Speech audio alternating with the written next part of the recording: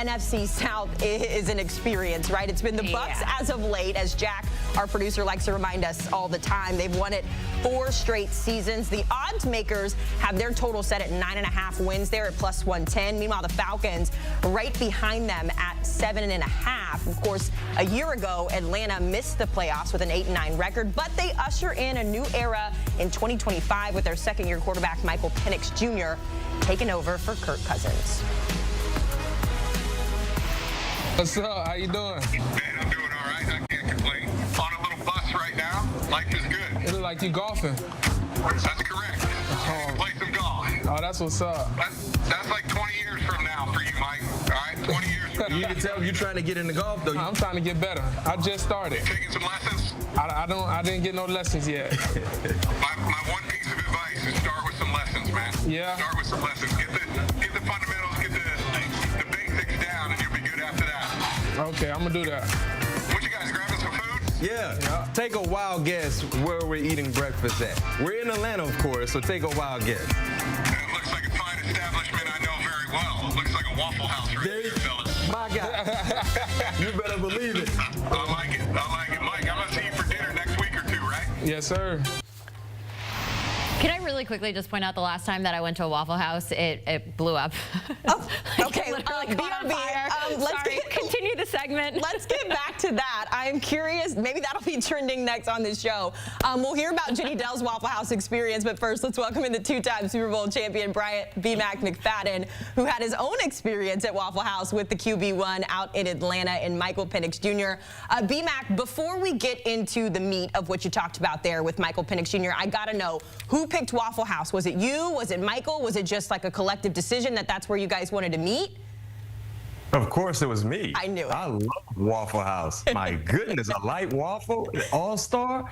Oh, very, very efficient, cost-efficient eating, and it feels and it tastes so good to you. So that was easy for me. Being in Atlanta, Waffle Houses, they're like on every street corner, to say the least, every interstate exit. It was easy for me. Waffle House was my decision. Listen, we all know that you will not pass up a meal, especially if it means that you get to break bread with a fellow NFL player, and that's what you did there with Michael Penix Jr. You can catch that full interview up on our YouTube channel right now. But B-Mac, you had that conversation where you sat down with Michael Penix Jr.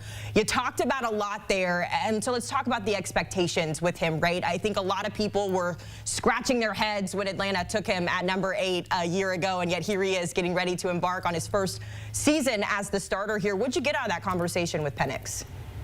Well, first and foremost, Haley, Michael Penix is a good dude. He's a very, very good, humble dude.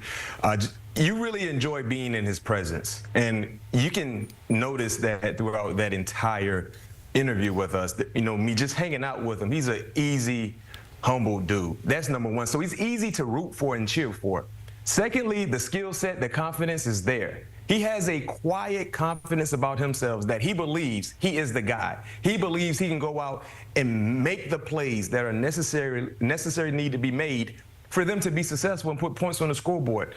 And the expectations this season, even with Michael Penix, you know, basically coming into his full year as a starting quarterback, because remember, he didn't start into the latter moments of last season. It's playoffs. It's a playoff push. You can look at the draft and see how aggressive they were in the draft and trying to improve the defense. That was a telling sign that this is a playoff push. This has to be a playoff push for the Atlanta Falcons. And all of that starts and stops with their quarterback in Michael Penix Jr. Well, and it's interesting, too. I know the sample size was very small from a year ago, but when he did pick up the starting role there, he did really well. So we do have a little bit of a blueprint to see what he could be in 2025. I also know in that interview that Penix talked about his relationship with Jayden Daniels, who is also going into his sophomore season. And look, we all watched the record-setting rookie year. It led to Daniels being ranked #1 in our CBS Sports post-draft quarterback power rankings. B-Mac, you know we love power rankings here at CBS Sports HQ. But, I mean, this is a guy that beat out Patrick Mahomes, Joe Burrow, Josh Allen, just to name a few, Jalen Hurts on there as well. If you were looking to start a franchise right now, knowing everything you know about the current quarterbacks, the quarterback class that is entering into the season, is Jayden Daniels the guy you would build your franchise around? Not so fast. I'm not quite ready to say that. unbelievable year a year ago, right? We know that he really surprised and exceeded the expectations, Haley, but I'm not quite ready to put that title on Jayden Daniels as he gets ready for his second year. One thing we know about the National Football League is a very, very competitive league, and young players sometimes, especially early on in their career, it's hard to hit that stride of consistency of playing at a high level for a full season. And we saw that with C.J. Stroud. Remember C.J. Stroud's rookie year, individually speaking, outstanding. That led to team success, which led to a playoff push. They got to the playoffs in this second campaign, but as an individual, his numbers were not the same as they were during his rookie year. So let's see Jayden Daniels continue to stack great seasons after great seasons.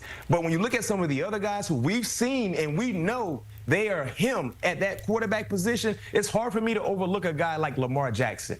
Even though Lamar Jackson did not win the MVP a year ago, Lamar Jackson threw for over 4,100 yards, 41 touchdowns. He had a total of 5,000 yards from scrimmage. When you look at the 9-15 that he ran for, and a total of 45 touchdowns. Look at Josh Allen, the man who actually won the MVP. He had 40 total touchdowns in a season in which many people felt like he would show a decline because of the lack of notable names at the wide receiver positions. Those two players, in my opinion, they're the best dual quarterbacks in the National Football League, and they're playing at a peak level. Regardless of what is surrounding them, those two players, especially if you look at their 2024 campaign, night and day, regardless what happens in the draft, regardless what happens in free agency, I cannot pick a second-year quarterback over those two quarterbacks, as I mentioned, because their overall body of work has been more impressive and more consistent. And not to mention, what we saw in last year's campaign was 10 times better than what Jayden Daniels did. And that says a lot because Jayden Daniels was spectacular in 2024. He was, but you're going experience over youth. It makes sense. I also learned in that interview, B-Mac, that you are a ketchup lover. So I know the next time you have a birthday or any type of party, I am getting you ketchup as a gift. You can check out that full interview with B-Mac on our YouTube page right now. It's really great. Do not change the subject, Jenny. I need to hear this Waffle House story when we go into break here. But before we get there, take a look at the odds to win the Super Bowl. You will not see Michael Penix and the Falcons on this list, at least not right now to start. This is how it looks here in May. We have the Commanders highlighted there, though, at, what is that, plus 2,000? So not that far off, question mark? I'm just kidding. It's quite far off there. The Eagles, the favorites to win again. All right, Jimmy Butler and Anthony Edwards, they have quite a complicated history. The Warriors, Timberwolves, expecting more fireworks tonight, the latest in the association. That's coming after the break.